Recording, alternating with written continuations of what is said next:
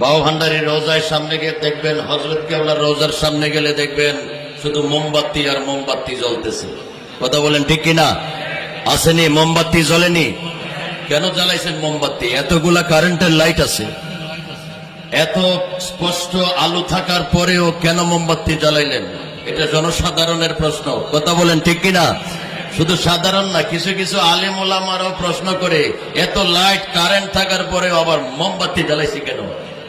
তাফসীরে রুহুল বয়ান শরীফে আল্লামা ইসমাইল হকি রহমতুল্লাহ তাআলা উনি বলেছেন যে মোমবাতি শুধু অন্ধকারকে আলোকিত করানোর জন্য জ্বালানোটা উদ্দেশ্য নয়।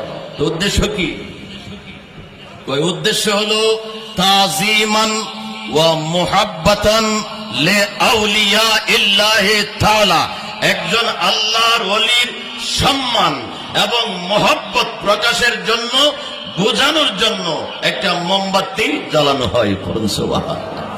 আবার অনেকের বিভিন্ন সমস্যা থেকে উত্তোলন হওয়ার সময় নিয়ত করে থাকে, যদি আমি এই সমস্যা দূর হয় বাবার দরবারে আমি 2টা মোমবাতি দেব। এরকম নিয়ত আছে না নাই? এই নিয়ত পূরণ করা ওয়াজিব, নিয়ত পূরণ করা ওয়াজিব। এই জন্য দিন হোক রাত হোক মসজিদে জ্বালাইলে হবে না, মাজারে। কোথায়? মাজারে। লিতাজিমান ওয়া মুহাব্বাতান লিআউলিয়াইল্লাহ, আল্লাহর ওলিদের তাজিম সম্মান মহব্বতে নিয়ত পূরণের জন্য মোমবাতি জ্বালানো হয়।